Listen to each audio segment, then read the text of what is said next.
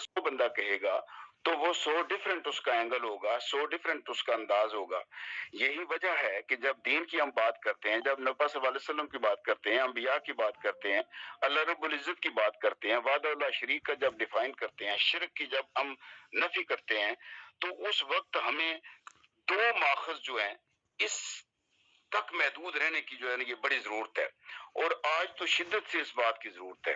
اس کی وجہ یہ ہے کہ وہ لوگ جو مسلمان نہیں لیکن مسلمانوں کے لبادے میں ہیں، وہ لوگ جن کے پاس علم ہے وہ اسلام کے اندر نہیں لیکن اسلام کے لبادے میں ہیں، تو وہ لوگ بنیادی طور پہ اس طرح کی چیزوں کو، بلکہ یہ کیا، یہ تو ہمارے اپنے مسلمان جو ہے وہ انہوں نے اپنی ایک نیک نیتی کے ساتھ ایکسپریشن کی ہے، لیکن نیک نیتی درست ہے اپنی جگہ، لیکن اس نیک نیتی کا تعلق جو لائن ڈرا کی جاتی ہے وہ قرآن اور حدیث اور نبی صلی اللہ علیہ وسلم کی جو سنت ہے اس سے ڈرا ہو، اس سے ڈرا ہو کہ وہ ایکسپریشن کی طرف آئے۔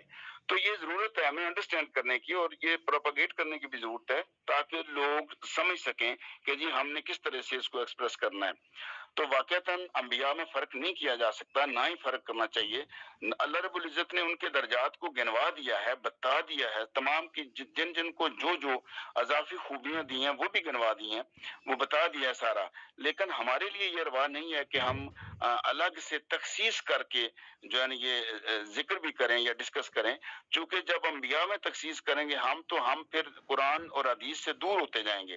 تو یہ بڑی اچھی ناصر صاحب آپ نے بات کی ہے، آپ کی انڈرسٹینڈنگ ہے، تو لیکن یہ ہماری قرآن کی درست تعلیمات یا اس پینیٹریشن ہماری نہ ہونے کی وجہ سے، جو میڈیٹیشن جو ریکوائرڈ ہے وہ نہ ہونے کی وجہ سے یہ چیزیں سامنے آ رہی ہیں۔ تو اللہ کرے جی ہمارے جو یہ ایک مہینے سے ہماری یہ گفتگو ہے، ایک دوسرے کو ہم سن رہے ہیں، چھوٹی چھوٹی اور علم کی باتیں بھی ہیں جو سارے صاحبان کر رہے ہیں، تو اس سے ہم نے بھی بڑا لرن کیا، ہم نے اپنے آپ کو بھی چینج کیا ہے، ہم نے بدلنے کی کوشش کی ہے، اپنا مزاج اور سٹائل بدلنے کی کوشش کیا ہے، سوچنے کے جو ہے انداز ہے اس کو، اور سوچنے کا انداز صرف یہی پتا چلا ہے کہ یا سوچنے کا انداز دو ہے، صرف ایک قرآن ہے، ایک نبی صلی اللہ علیہ وسلم کی سنت اور حدیث ہے۔ یہ دو انداز اگر آ جائیں تو اس میں سے جو آپ نکلے گا پھر وہ راستہ درست راستہ نکلے گا، صحیح راستہ نکلے گا، بالکل ایسے جیسے سورہ فاتحہ ہم نے پڑھی ہے، تو یہ جو اہدنا الصراط المستقیم ہے، صراط مستقیم کا راستہ جو ہے وہ ہمیں مل جاتا ہے۔ تو تھینک یو۔ اب آ جاتے ہیں ہم کہ جی آج چونکہ ہم نے نبی صلی اللہ علیہ وسلم کی سیرت کو مکمل کیا، اختتام پذیر ہوا، اور دوسری طرف سورہ فاتحہ بھی مکمل ہو گئی۔ سورہ فاتحہ میں ڈسکس کیا، لیکن آج میں میرا کنیکشن کو ٹھیک نہیں تھا، میں سن نہیں سکا سب کو کہ ڈسکس کیا ہوا ہے، لیکن میرے ذہن میں ایک بات تھی کہ ہم یہ ضرور یہ ڈسکس کروں، میں بھی یہ بات کروں کہ جو سورہ فاتحہ میں جہاں صراط مستقیم کی بات کی گئی ہے، وہاں ان لوگوں کا ذکر بھی کیا گیا ہے جن کے راستے پر چلنے کی ہدایت کی گئی ہے، ان میں ان لوگوں کا بھی بتایا گیا ہے کہ جن کے راستے پر نہیں ہمیں چلنا چاہیے۔ تو غیر المغضوب علیہم ولا الضالین، تو مغضوب اور ضالین کون ہیں؟ تو اس میں میں دیکھ رہا تھا کہ جی کیا ہم جس طرح شہداء کے نام لیتے ہیں، صالحین کے نام لیتے ہیں، انبیاء کے نام لیتے ہیں، صحابہ کرام کے ہم نام لیتے ہیں، تو ہمارے پاس ایک لسٹ آ جاتی ہے ایک بڑی، کہ ہم سمجھتے ہیں کہ جی یہ وہ لوگ ہیں جو درست راستے پر تھے، اور ان کے راستے کو اور ان کے کاموں کو اللہ نے پسند کیا ہے۔ تو جن کو ناپسند کیا وہ کون سے لوگ ہیں، ان کی لسٹ کیا ہوگی؟ تو اس میں جو ہے نا وہ میں ایک تفسیر میں پڑھا تھا کہ دو جو ہیں یہود اور نصارہ یعنی کہ عیسائی جو ہیں، تو یہ جو مغضوب اور ضالین ہیں یہ ریسپیکٹیولی جو ہے یہ یہود اور نصارہ کو کہا گیا ہے۔ اس کی ریزن یہ ہے کہ ان کا بڑا جو گناہ بھی ہے اور وہ یہی ہے کہ اصل راستہ جو تھا اس کو انہوں نے چھوڑ دیا، اور کس طرف آ گئے کہ انبیاء میں وہ خوبیاں اور انبیاء کے اوپر وہ بات کرنا شروع کر دی، اور جو اللہ کا کلام دیا اس میں وہ تحریف کر کے صرف وہ کلام لوگوں تک پہنچایا جس میں بڑے بڑے لوگوں اور رہبانوں کی، حکمرانوں کے مفادات پوشیدہ تھے، لیکن اس علم کو روک لیا جو عام لوگوں کے لیے اللہ رب العزت نے کہا تھا کہ ان لوگوں کے حقوق یہ ہیں۔ تو علم کو چھپانا بھی ان کا بڑا جرم تھا یہود کا، اور دوسرا جو ان کا بڑا جرم یہ تھا کہ حضرت عزیر علیہ السلام کو ابن اللہ نعوذ باللہ کہ یہ بھی وہ کہا کرتے تھے. پھر ان کے جو رہبان ہیں ان کو اتنا اختیار یہ سمجھ رہے تھے کہ اتنا بڑا اختیار ہے ان کے پاس کہ جس چیز کو یہ حلال کہیں وہ حلال ہے، جس چیز کو یہ حرام کہیں وہ حرام ہے. یعنی وہ کتاب سے بالکل باہر آ گئے. حضرت عزیر علیہ السلام کی تعلیمات ہیں اس سے بالکل باہر آ گئے. تو انہوں نے اپنے طور پہ جو ہے نا یہ لوگوں کو یہ اختیار دے دیا. تو یہ جو گمراہ لوگ ہیں جن کو مغضوب کہا گیا ہے وہ یہی ان لوگوں کے اوپر مفسر بھی ان کا بھی اتفاق کیا ہے. ابن ابی حاتم جو ہیں وہ بھی یہی کہتے ہیں، اور انہوں نے پھر سب کا کلیکٹ کر کے جتنے بھی مفسر ہیں ان کا یہ کہا کہ یہ جو مفسرین ہیں ان کا بھی اسی بات کے اوپر اتفاق ہے. لیکن بہرحال ایک بات طے ہو گئی کہ جن لوگوں نے تعلیمات میں تحریف کی، انبیاء میں اختلاف کیا اور ان کی جو صفات ہیں اپنی طرف سے اس میں اضافہ کیا، یہ آج بھی ہمیں سوچنے کی ضرورت ہے. میں بار بار یہ واقعتاً بات ذہن میں آتی ہے کہ تحریف سے مراد وہ تو تھا کلام کا کیا، لیکن آج ہمارے دور میں تحریف یہ ہے کہ ہم اپنے خیالات کو شامل کر کے اس کو لوگوں تک پہنچائیں اور اس میں سے جو ہمارے مفادات ہیں سوسائٹی کے اندر ان کو سیکیور کرنے کے لیے دین کو اپنے لیے استعمال کریں. تو میں سمجھتا ہوں کہ یہ بھی تحریف ہے. تو اس سے بچنے کی ضرورت ہے کہ ہم ایسا نہ کریں کہ جی قرآن کو، اسلامی تعلیمات کو، نبی صلی اللہ علیہ وسلم کی ذات کو ڈال کے طور پہ استعمال کر کے دنیاوی مفادات کے لیے ہم اس کو استعمال کریں. تو یہ میں سمجھتا ہوں کہ مغضوب جو ہے جو کا لفظ اور ضالین کا جو لفظ ہے استعمال ہوا ہے اس کا یہ ہے. تو حضرت عیسیٰ علیہ السلام کا بھی دیکھ لیں کہ عیسائیوں نے ان پہ کتنا غلو کیا، انہیں ابن اللہ اور ثلاثہ کہا کہ اللہ کا بیٹا، تین خداؤں کی بات کی کہ ایک میں تین، تین میں ایک. تو یہ کتنا بڑا جرم ہے. تو اس لیے آج ہمیں بھی چاہیے کہ ہم ان گمراہیوں کو وہ جو ان کے اندر پائی جاتی ہیں بلکہ ہم تلاش کر کے ان کو ذہن میں بھی رکھیں، لوگوں کو بھی بتائیں، اور چھوٹی چھوٹی باتیں جو آج ہمارے ذہن میں یہ آ رہی ہیں، جو در کر رہی ہیں، جو ہمیں واقعتاً شرک کی طرف لے جا رہی ہیں. یاد رکھیں واقعتاً غلو جو ہے یہ شرک کی طرف لے جاتا ہے، توحید سے دور کرتا ہے. تحریف شرک کی طرف لے جاتی ہے اور جو توحید سے دور کرتی ہے. تو اس کا مطلب یہ ہوا کہ ہمیں علم کے معاملے میں بھی محتاط رہنا اور قرآن پاک اور حدیث کے اصل جو معنی ہے اس کی طرف رجوع کرنا، اور اس سے جو اخذ کردہ علم ہے اس میں جس کے اوپر اتفاق ہے اس کو فالو کرنا. تو یہ اللہ کرے کہ یہ ہمارے لوگوں کے اندر بھی یہ رہے اور ہمیں اس علم تک رسائی بھی اللہ تعالیٰ دے. تو آج چونکہ نبی صلی اللہ علیہ وسلم کی سیرت کا وہ اختتام ہوا تو میں سمجھ رہا تھا کہ جی ہمارے لیے جو سب سے بڑا تحفہ جو نبی صلی اللہ علیہ وسلم کے لیے ہے وہ اللہ رب العزت نے خود قرآن پاک میں بیان فرما دیا. تو قرآن پاک میں جو آیت ہے سورہ احزاب کی، میں اس کا ترجمہ جو ہے نا وہ میں دیکھتا ہوں کم و بیش ترجمہ، کہ بے شک اللہ تعالیٰ اور اس کے فرشتے نبی صلی اللہ علیہ وسلم پر درود بھیجتے ہیں، اے ایمان والو تم بھی ان پر درود اور سلام بھیجو. اچھا اب اگر آپ غور کریں ذرا یہ حدیث جو ہے ساری یہ قرآن پاک کی جو آیت ہے اس میں جو صلات کا لفظ استعمال ہوا ہے، صلات کا اگر اللہ رب العزت کی طرف اگر نسبت لے جائیں تو اس کا مطلب رحمت اور کرم ہوگا، لیکن اگر اس کی نسبت فرشتوں کی طرف لے جائیں تو اس کا مطلب یہ ہوگا استغفار. لیکن جب انسانوں کے ساتھ نسبت جو ہمارے ساتھ ہے اگر یہ نسبت ہو تو اس کا مطلب دعا ہے. لیکن اللہ رب العزت نے صلات کے ساتھ ہم مسلمانوں کو صلات و سلام دونوں کو حکم دیا ہے. تو لہٰذا کتنا بڑا اعزاز اللہ تعالیٰ نے دے دیا کہ اللہ تعالیٰ نے اپنی طرف کرم کو رکھا، فرشتوں کی طرف استغفار کو رکھا، لیکن ہم مسلمانوں کی طرف جو اللہ تعالیٰ نے دعا کو اور دوسری طرف جو ہے نا یہ سلام، یہ دونوں کو ہمارے لیے لازم کر دیا. تو اللہ رب العزت کا یہ بڑا کرم ہے. یہی وجہ ہے کہ نبی صلی اللہ علیہ وسلم کی ایک حدیث ہے کہ جو شخص مجھ پر ایک مرتبہ درود بھیجتا ہے اللہ تعالیٰ اس پر 10 رحمتیں نازل فرماتا ہے. تو درود پڑھنے کا مطلب اللہم صلی علی محمد وعلی آل محمد، یہ پورا آپ جو ہے نا آخر تک اگر یہ پڑھیں.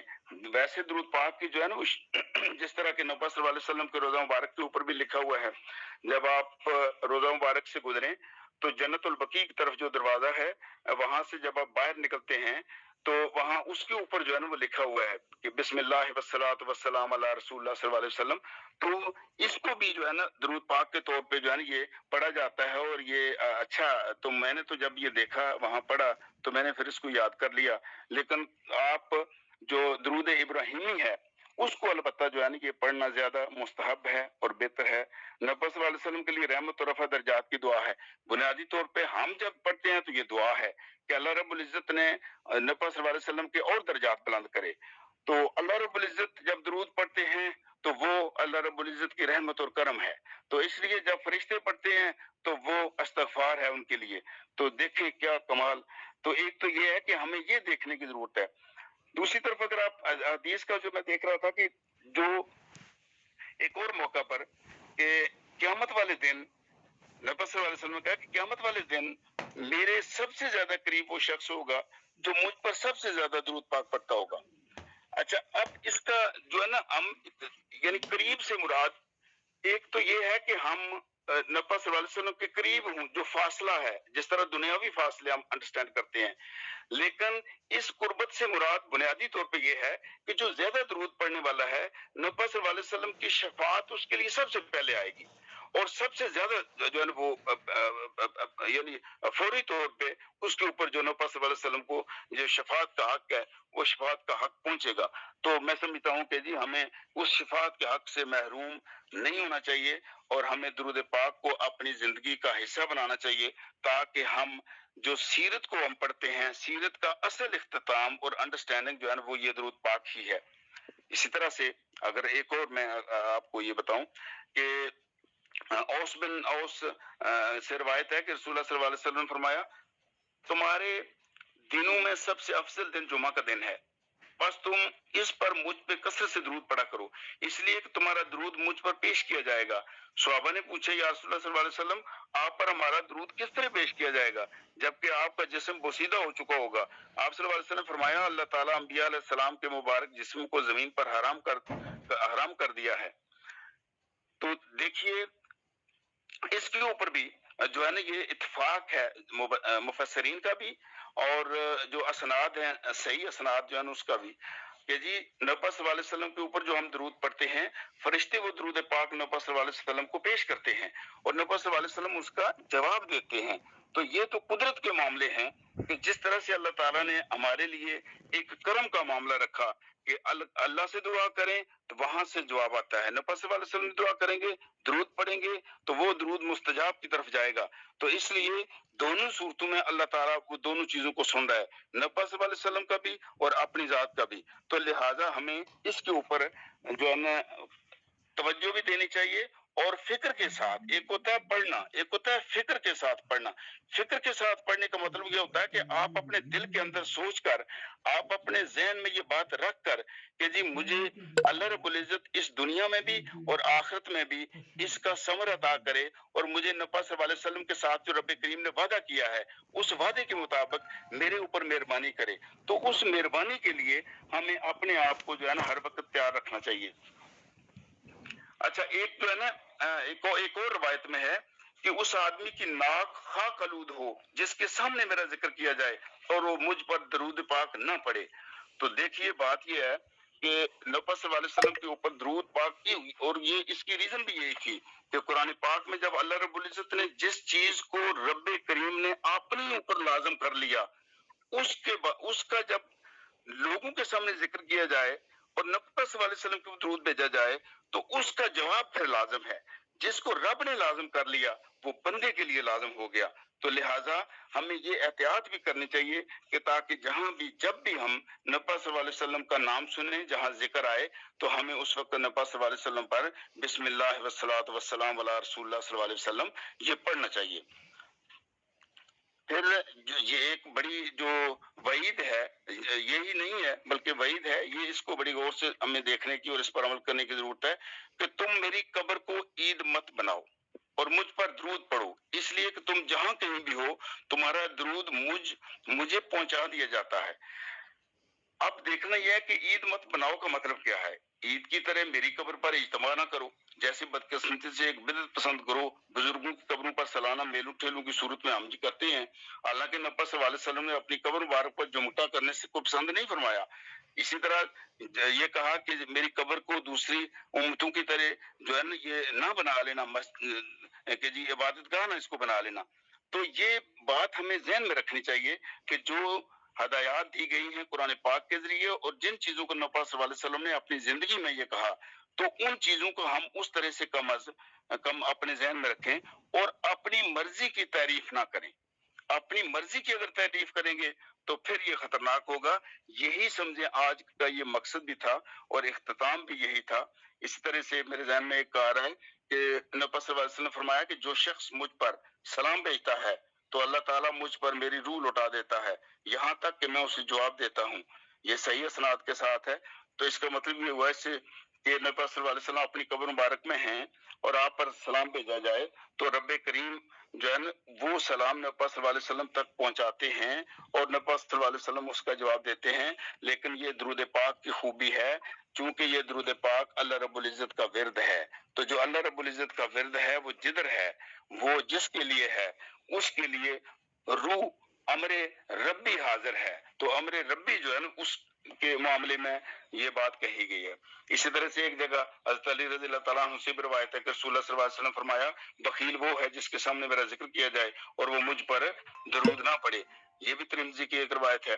تو اس کا مطلب یہ ہوا کہ مستحق کو اس کا حق نہ دیا جائے۔ جب نبی صلی اللہ علیہ وسلم مسلمانوں کے لیے دین و دنیا ظاہر ہے، اس کی سعادت کا ذریعہ ہیں، تو ضروری ہے کہ ہر مسلمان آپ کی خدمت میں درود و سلام کی سوغات بھیجے، بالخصوص جب کہ ایسا کرنے میں کوئی کچھ خرچ نہیں ہوتا، نہ زیادہ محنت و مشقت ہے، یعنی ہمیں تو کچھ بھی نہیں کرنا پڑتا۔ اس کے باوجود اگر کوئی مسلمان آپ کا کنکلوڈ کر لیں جی کچھ کہا جی بس پہ کنکلوڈ کر لیں میں نے جی جی جی جزاک اللہ جزاک اللہ۔ کنکلوڈ یہ ہے کہ نبی صلی اللہ علیہ وسلم کی تعلیمات کو ہمیں جو احادیث ہیں اور نبی صلی اللہ علیہ وسلم کی سیرت ہے اس کو سمجھنا اور اس کو اپنی اپنی زندگی میں لاگو کرنا ضروری ہے۔ قرآن پاک میں بھی یہی ہے کہ جو سیدھا راستہ دکھا دیا گیا ہے اس راستے سے جو گمراہ ہو گئے تھے ان لوگوں کے راستے پر نہ چلنا، ان لوگوں کو بتا دیا ہے۔ یہود و نصارہ آج بھی موجود ہیں، انہوں نے جو کچھ کیا ہے اس سے بچنے کی ضرورت ہے۔ آج بھی ہمیں اپنے خیالات کو محدود کرنے کی ضرورت ہے اور اللہ رب العزت کے خیالات اور نبی صلی اللہ علیہ وسلم کے خیالات کو معاشرے کے اندر اور اپنی ذات کے اندر زیادہ در کرنے کی ضرورت ہے۔ تو لہٰذا ہمیں کوشش کر کے ان دو جو سورسز ہیں اس طرف آنے کی ضرورت ہے۔ جزاک اللہ، اللہ خیر۔ بہت شکریہ، یہ آپ نے درود شریف کی بات پہ بہت زور دیا، اللہ تبارک و تعالیٰ آپ کو جزائے خیر دے۔ 6237 آیات ہے قرآن کی، میں نے بہت دفعہ پڑھی، اتفاق ہوا پڑھنے کا، ابھی بھی کوشش کرتا ہوں، کبھی کبھی پڑھتا ہوں۔ اب میں نے کسی آیت کے اندر اللہ تبارک و تعالیٰ کی طرف سے جنت کی گارنٹی نہیں دی گئی۔ جہاں ذکر ہوا اقیم الصلاۃ وآتوا الزکاۃ وارکعوا مع الراکعین، یا جہاں صلاۃ کا ذکر ہوا، زکوٰۃ کا، روزوں کا، نماز کا، جہاں جہاں ذکر ہوا وہاں پہ اللہ تبارک و تعالیٰ نے فرمایا تاکہ تم فلاح کی طرف، فلاح کا راستہ پاؤ۔ ٹھیک ہے، ہو سکتا ہے تم فلاح پاؤ، شاید کہ تم فلاح پاؤ۔ صرف ایک آیت ہے جب فرمایا کہ میں اور میرے فرشتے میرے نبی پر درود بھیجتے ہیں، اے مومنین تم بھی بھیجو جیسے درود بھیجنے کا حق ہے تاکہ تم فلاح پاؤ۔ تو یہ واحد گارنٹی ہے کہ یعنی ڈائریکٹلی آپ کے لیے کہ وہ فلاح آپ کو وہاں ملے گی۔ یعنی کہنے کا مطلب یہ ہے کہ ان کی سنت، ان کی سیرت پہ عمل کرنے سے آپ کو فلاح کا راستہ 100% گارنٹیڈ ملے گا۔ تو اللہ کے رسول صلی اللہ علیہ وسلم نے اپنی ساری زندگی کے اندر جو بھی قدم اٹھایا وہ قرآن کے مطابق ہے، شریعت کے مطابق ہے۔ اس لیے ان کی سیرت کو، ان کے کردار کو، ان کی سنت کو فالو کرنا ہی ان سے محبت اور عشق کا راستہ ہے، نہ کہ ان کی صورت کیسے تھی۔ چونکہ ہم جس دور میں جی رہے ہیں اس دور کے اندر ایسی بہت ساری آپ کے فونز میں ایپس موجود ہیں کہ جو امیجنیشن آپ نے کی ہے ایک صورت بن سکتی ہے۔ تو جب وہ صورت بن کے کوئی اگر لگا دے تو پھر مسلمان کہیں گے یہاں پہ اس نے وہ کر دیا۔ تو اس لیے چونکہ اس دور میں یہ ٹیکنالوجی کا کبھی وہم و خیال میں کبھی سوچ نہیں آئی ہوگی، تو انہوں نے محبت سے ایسے لکھا۔ میں کسی کی نیت پہ شک نہیں کرتا، چونکہ یہ نیتاً خالص نیت محبت میں لکھا گیا ہے تو کوئی بات نہیں۔ لیکن آج کے دور میں یہ چیزیں ایگزسٹ نہیں کرتی، ریلیونٹ نہیں ہیں۔ اس لیے جو آخری قسط تھی، یہ میری رائے ہے کہ اس پہ سب لوگ غور کریں کہ ایسا امیج کبھی بھی نہ بنائے اس طریقے کی، کبھی بھی آگے تبلیغ نہ کرے اور نہ وضاحتیں دیتے پھر ان لوگوں کو کہ اللہ کے رسول صلی اللہ علیہ وسلم کیسے دکھتے تھے. اللہ کہہ رہا ہے کہ میں نے انسان سے خوبصورت چیز بنائی ہی کوئی نہیں. وہ تو عام انسان کے بارے میں بات کرتا ہے. تو جس انسان کے لیے ساری انسانیت بنائی اس کو واقعی خوبصورت بنایا ہوگا. یہ عرف عام میں ایک بات ہے کہ یوسف علیہ السلام انسانوں میں سب سے زیادہ خوبصورت تھے. داؤد علیہ السلام کی آواز سے خوبصورت روئے زمین پہ کسی کی آواز نہیں تھی. سارے کہتے ہیں سلیمان علیہ السلام سے بڑی بادشاہ دنیا روئے زمین پہ کسی کی نہیں تھی. تو آدم علیہ السلام پہلے انسان تھے جنہوں نے آ کے ڈسکور کیا اس دنیا کو، ایکسپلور کیا دنیا کے سارے معاملات کو. تو وہ جنت میں بھی تھے. تو یہ ایسی ہے جب ہم ایسی چیزوں کو بیچ میں کیٹیگرائز کرتے ہیں کہ ان کا چہرہ چاند کی طرح تھا، اگر چاند کی طرح نہ ہوتا تو کیا ہم فالو نہ کرتے؟ یہ تو اللہ کا اختیار ہے، اللہ کا حق ہے کسی کو کیسا بناتا ہے. ہمیں کیسا لگتا ہے وہ یہ کوئی ضروری نہیں ہے. اللہ نے جو بنایا، اللہ نے کہا خوبصورت ہے تو بس خوبصورت ہے. That's all. تو امیجنیشن نہیں کرنی چاہیے. یہ کتاب میں یہ غلطی تھی آخر میں. باقی بہت خوبصورت کتاب تھی، مجھے بہت سیکھنے کا ملا. میں کبھی کبھی ڈاواں ڈول ہو جاتا تھا اس وحدانیت کے معاملے میں، لیکن اس کتاب نے مجھے واپس کھڑا کر دیا اپنے پیروں کے اوپر اور مستعدی سے کہ یس، وحدانیت کی طرف جن پیغمبروں نے اتنی مصیبتیں اور پریشانیاں اٹھائیں اس دنیا کے اندر، انہوں نے صرف ایک کام کے لیے اٹھائی تھی، لا الہ الا اللہ. جیسے وہ بی ایم جی بھائی دانش بھائی ہمیشہ کہتے ہیں. تو ہم پھر واپس اسی طرف پلٹ گئے، بلکہ ہم نے اللہ کے رسول صلی اللہ علیہ وسلم کی یہ ڈیفینیشن دے کے ہم نے باقی بہت سارے لوگوں کو بھی گلوریفائی بھی کیا اور جسٹیفائی بھی کیا. تو یہ چیز وہاں سے روکنی پڑے گی تاکہ آگے چیزیں جسٹیفائڈ نہ ہو اور اسلام کی شکل نہ بگڑے. بہت شکریہ. راز بھائی آپ نے ہینڈ ریز کیا، آپ بات شامل کیجیے، پھر مونا